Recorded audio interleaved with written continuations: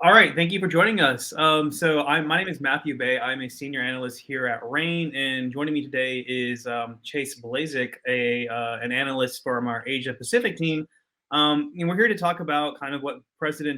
President Biden has been doing in terms of his economic outreach to Asia to try to counter China, all of those things.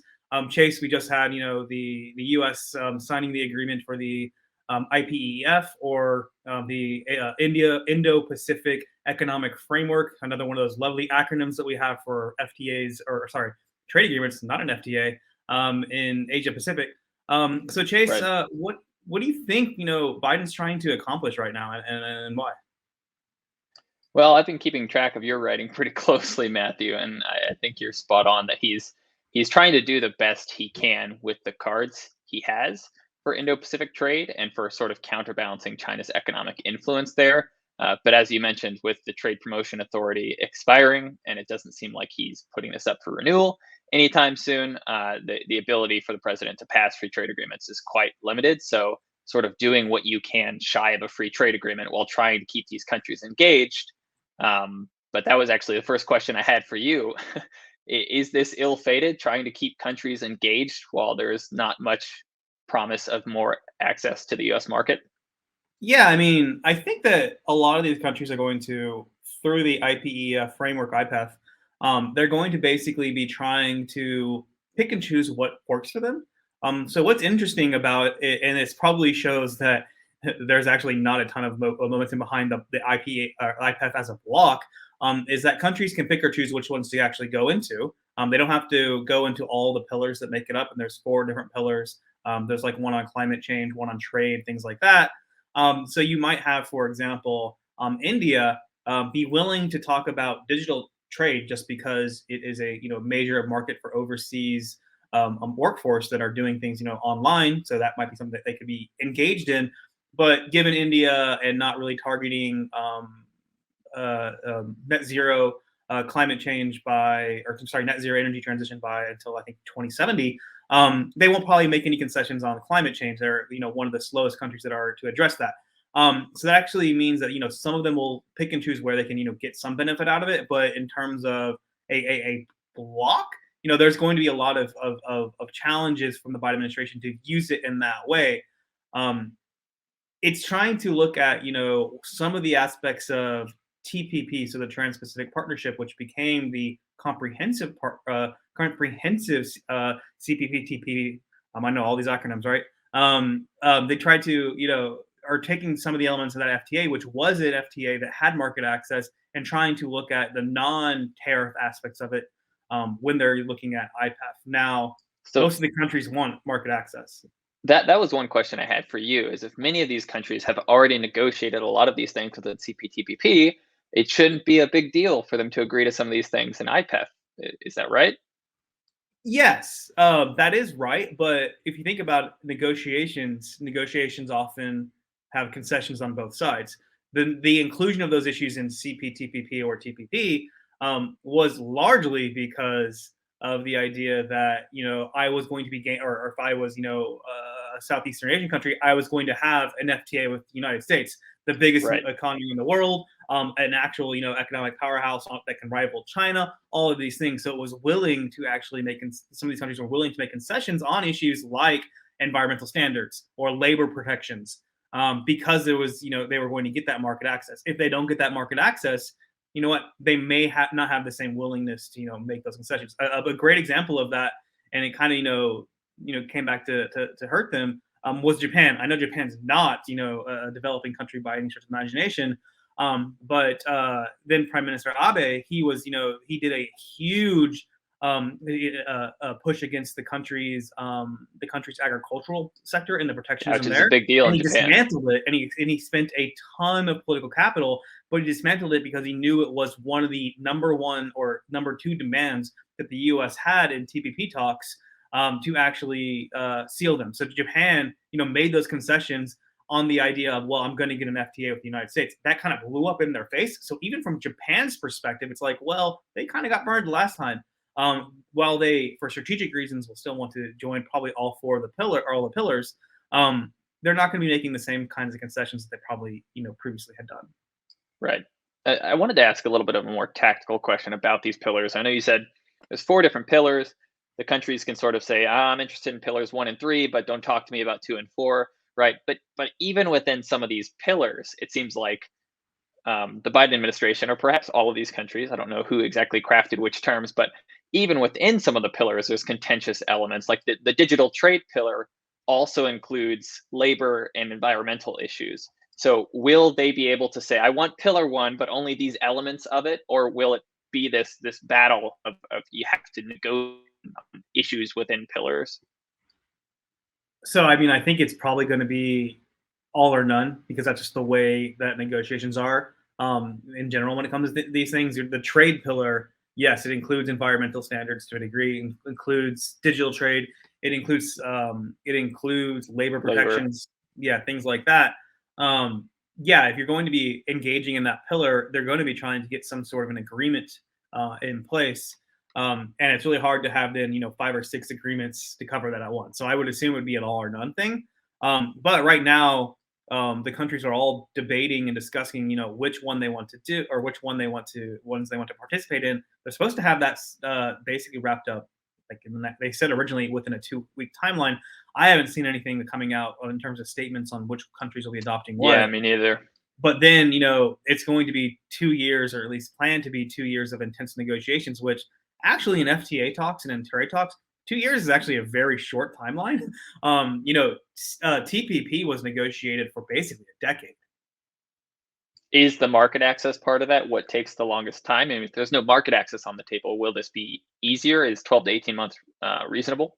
Market access is a big part of it, but also some of the things that are becoming more common and more standard in the more advanced TPP, like the TPP negotiations and trade talks like that, is things around like, for example, if a domestic country's society or industry has specific industry groups that are doing regulations, or there is a comment period for a new regulation that's being done by the government.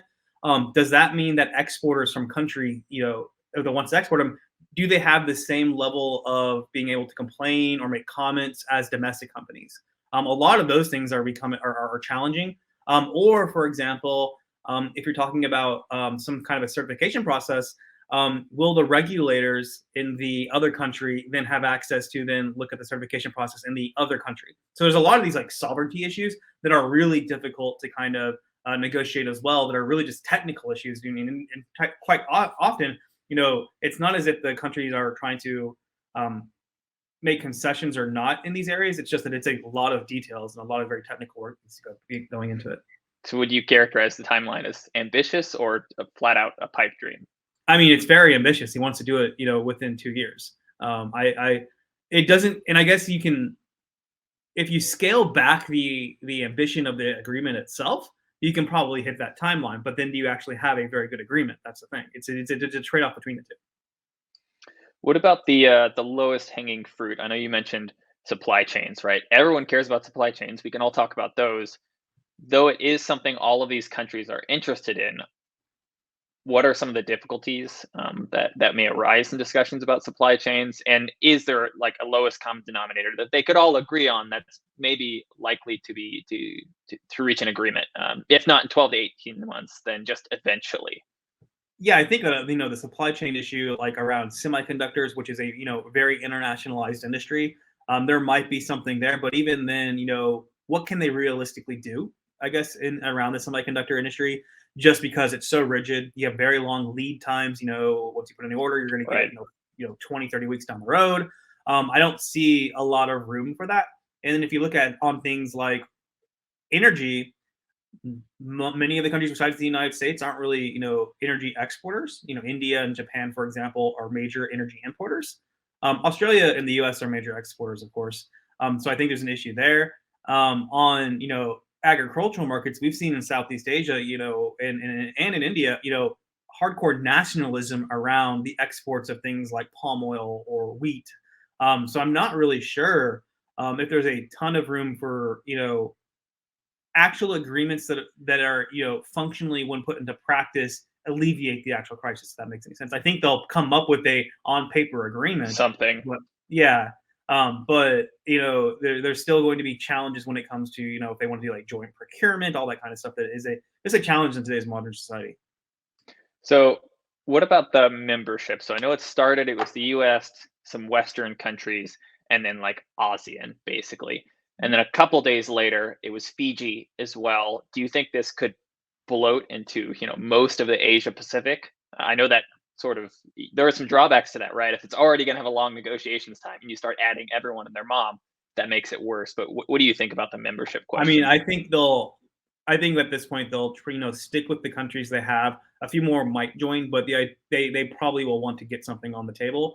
And then there will be a few countries that kind of join that. For example, TPP in the TPP talks. I don't think Canada and Mexico, I believe, joined in 2012, which is like 7 years into the process. If I remember correctly, it's been a while. But That was a long negotiation. yeah, my point though is that we will probably have other countries that are considering it, and some may join it, but as you say, you add more countries in, it gets much more complicated. What about Taiwan joining?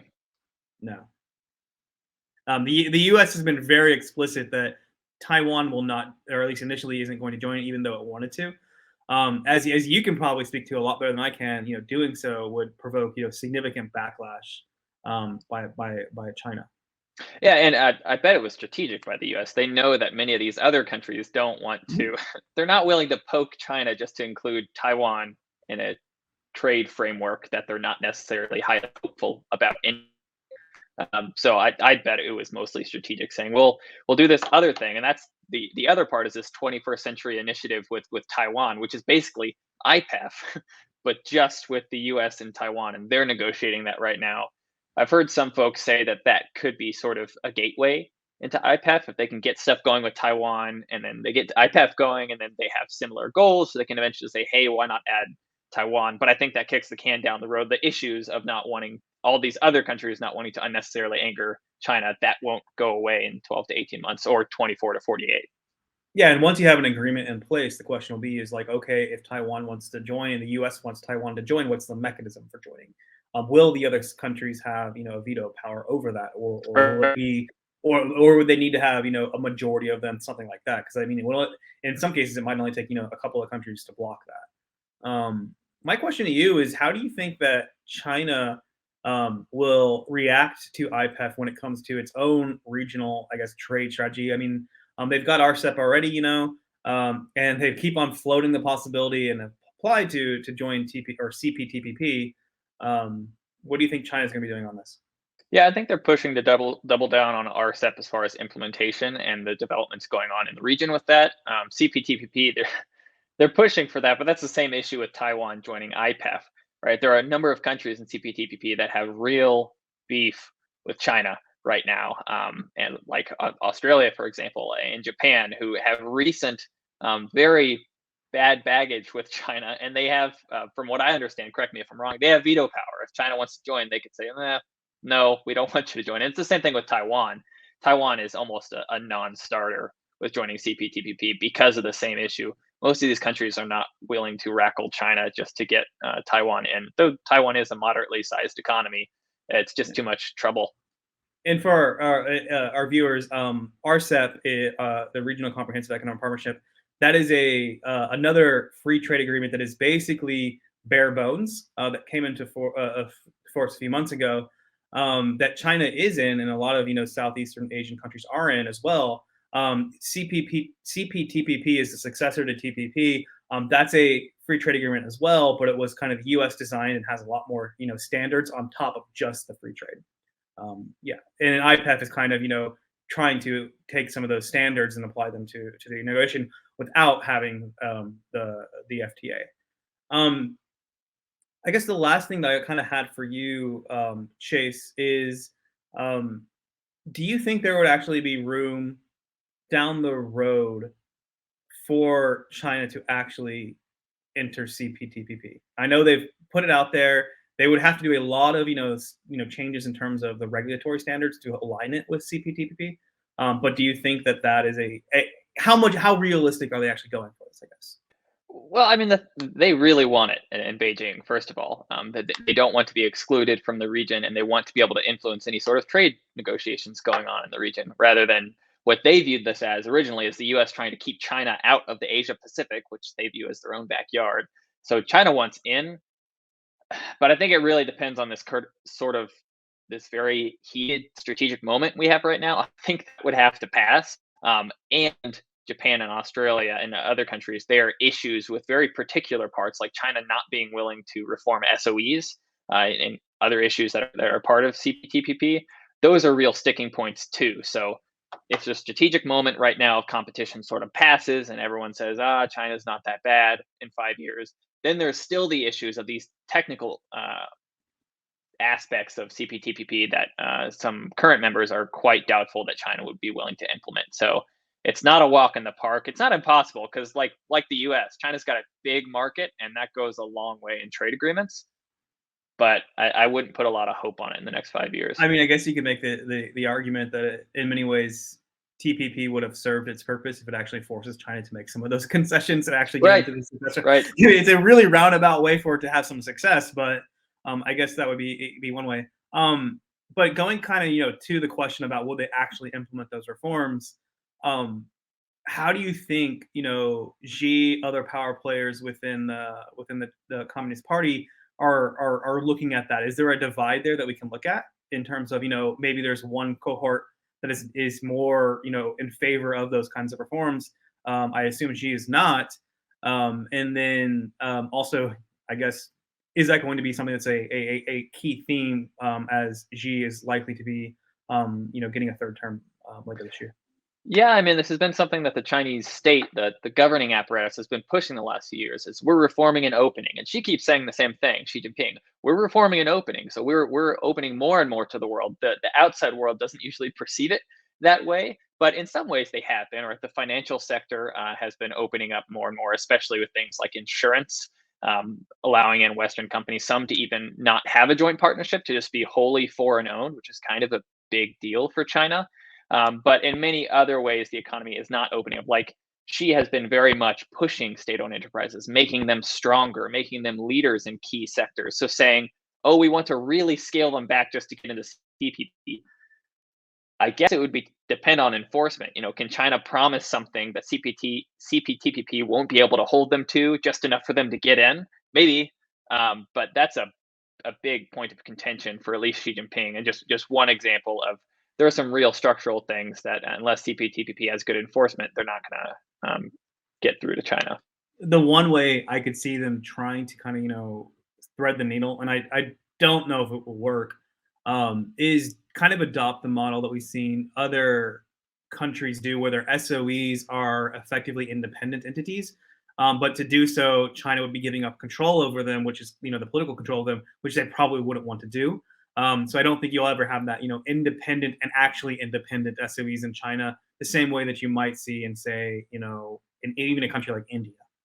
Right, and that hasn't been the trend, right? Over the last few years, they've been strengthening the role that these SOEs are going to be playing in very at-risk sectors, trying to help them buoy the at-risk sectors and buoy the developing sectors like the big tech. So it would be quite against trend for China to say, okay, we're going to give up on some of these SOEs. Yes, they're still state-owned, but we're not going to have any say on them. That's against trend.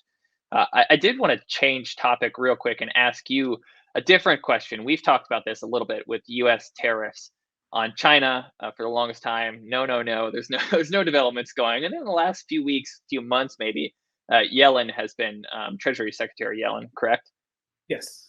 Yeah, has been saying, we may use tariffs, and has more recently said the Biden administration is actively considering easing some China tariffs to help ease inflation. Of course, they would likely be non-national security related tariffs. But what do you think is the prospect for that, either for U.S.-China trade negotiations, which is probably much bleaker, or these very limited tariff easings? Yeah, I think it's going to be more of the latter. I mean, you can make the argument that from a strategic point of view from the United States, the tariffs aren't having an impact. They're not changing China's strategy. China's been doubling down on a lot of these, industrial sectors and giving more subsidies. So who is really hurting? it's probably more the U.S. than China is right now, and China is still exporting a ton of goods to the U.S. So from that perspective, it would make a lot of sense for the U.S. To change the structure of the tariffs, even if it wants to keep them as leverage, where it removes some of the tariffs that are on um, intermediate goods that are crucial for U.S. manufacturing, or goods that are not very strategic that China isn't really propping up. Like, do we really need a 25% tariff on imported toys from China? Probably not. While then honing in or keeping tariffs that are specifically geared towards industries that China is supporting with subsidies, whether that be high technology or things like heavy industry like steel, aluminum, things like that. Now, challenges there, of course, is that the electronics industry, it's another major consumer one here in the U.S. So that is something where it is something that a lot of consumers probably would prefer not to have, a 25% tariff on, an imported electronics device or whatever. That is, some of them are Let's say a falling, drone. or a drone, yeah. Um, so I think that is something that is possible, is to narrow it down that way, or expand the exclusions that they have. So for example, the U.S. has now reinstated some of the exclusions that companies can request to be omitted from tariffs if they can't import the product from somewhere else. They might be able to do a little bit more around that. And there is a review of the list 1 and list 2 tariffs, which were the first ones implemented. Under the law, they basically have to review them 4 years after they're implemented. The first ones were done in 2018. Those first 2 lists are coming up to review over the next couple of months. And it's possible maybe the U.S. uses that as an opportunity to start making some of these things. But if we're talking about a new investigation, so a new Section 301 investigation, for example, against China's use of subsidies, that will take more months to actually to go. Now, I'm only talking about it from a strategic point of view from the U.S. Right, And right. I've actually got a column coming out next week, probably, that is actually looking at, well, given the U.S. domestic political system and the fact that it's increasingly polarized, does that somehow tie the U.S.'s hands when it comes to making these strategic decisions on trade? It is doing that right now, for example, with IPEF. Why isn't the U.S. doing anything with IPEF in terms of trying to offer market access? Well, because domestically, you're not going to get an FTA through Congress, so that's why. And When you conversely, look, there was a lot of congressional pressure to include Taiwan in IPEF, and that fair didn't point. go. Yeah, and then when we look about this from the standpoint of tariffs on China, if you reduce tariffs on China, that is the perfect soundbite for Trump supporters and President Trump to be using ahead of Right, not good midterms. for an election year. Yeah, exactly. So there's all these kinds of political ramifications that are going to probably restrain how much Biden actually can do on this. And then I Um, guess one final question on that before we address a question from the audience here is, will this actually help with inflation? I've heard arguments saying both sides. I know the U.S. inflation problems are much bigger than just the tariffs on China, but what are your thoughts on that? I mean, I think the studies that I've seen have said, like, if you were to remove them all, it's on the order of like 1 percentage point, All and that's a U.S. one-off one tariffs percentage on point. China, Yeah, it's very, very small. We're not talking about a very and the substantial U.S. would thing. not remove all of them. They would remove a select few. Yeah, and the other thing is that um, to me, the inflation argument isn't about of the need to remove tariffs, isn't so much about actually remove or reducing inflation. That is kind of Mm, what they'll sell it as, but it's more about the administration, in my view at least, um, having to point and do something. A lot of times politicians have to do something about an issue, so they just do what they can do, and even if that what they can do isn't necessarily going to solve the issue, it's that trap that they're in sometimes when you're a political figure. You've got to do things in order to show to the voters that, hey, I am trying to address your concern, even if it doesn't have an actual impact. So right, I it could think be a you gambling. look at Maybe, the administration's options around inflation, there are no good ones. yeah. And this is at least something that they can say, hey, look, I am actually trying to do something. Yeah, maybe they're gambling. People care more about rising food prices than they care about China tariffs. Yeah. And so we did have one question from our viewers basically asking, can China be a regional leader despite never opening up? Can sheer money speak for itself? I mean, that's been that's been the question since the 70s and 80s for China. And China has opened up some. I mean, SOEs used to be industry in China. So from that perspective, and now the private sector in general rules, although you've got these large state-owned enterprises that are behemoths on the world stage and in their certain industries in China. So China has opened up some, but I mean, its market size has spoken for itself for a long time. I mean, this has gotten China by in many areas where it promises market access and says we will do X, Y, Z. And most countries are willing to say, okay, well, that's good by me. I'll keep track of your whatever XYZ you said you would do. We'll ask you again in 5 to 10 years, but for now, let's open up. So, I mean, that's at least the narrative that Washington is supposedly getting tired of now, is that we've taken China's promises for 20 years, and now we actually need to start holding them to some of them. So it's a fair question and a more nuanced background on it. I don't know. China's market speaks for a lot, especially in Asia, but in the West, increasingly, that market size is less potent. So I would make the argument that regionally, it can be a regional power economically, militarily, and politically, just be given its sheer size and sheer amount Right. of market size and money. We've already seen that. I mean, you look at the level of trade, for example, between most of this ASEAN countries and China. It's bigger than the U.S.'s trade, so it's already big. So I think they definitely can. Now, what I would say is that when it comes to setting standards for international issues, whether it be trade related issues or technology specifications like 5G, et cetera, they will have to adopt international standards to do that if they want to become a leader in there. Another area for that, everybody talks about yuan internationalization. Well, the only way that yuan can actually compete with the dollar eventually, and I'm talking about a very long time, is if they remove their domestic capital controls. They're not doing that, Right. so it will never be like a competitor to the same degree. But in some areas, they have liberalized. For example, around telecommunication standards. Initially, a couple decades ago, in like the 2G and 3G wars, China tried to build their own standards to compete with the West, and then they all were the only country that used it, and they found out they couldn't sell their technology abroad because it didn't meet the standards of the technology standards that were sold abroad. So what have they done now? They've actually started to have Chinese.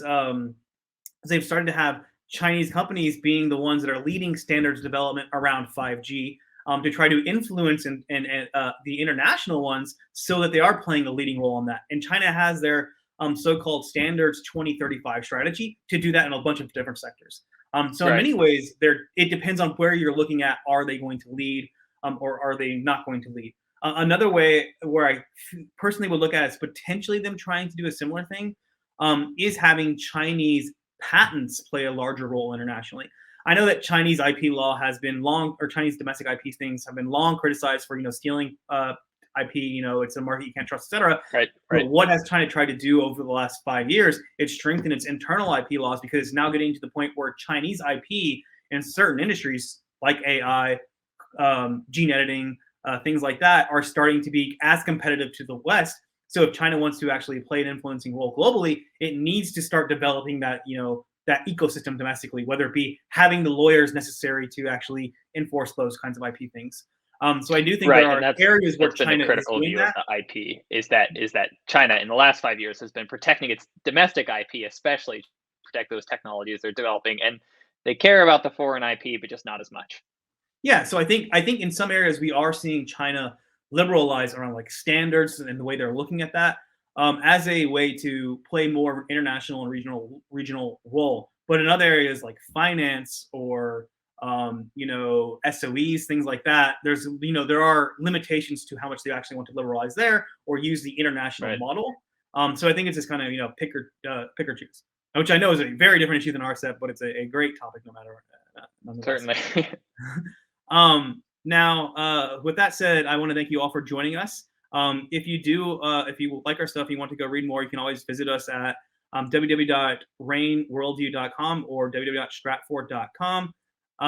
We do have our Q3 forecast that we publish around quarterly. We have that coming out in a couple of weeks, so please read it. We're all working on it right now. It's got some great stuff on it. So Chase, thank you for joining me.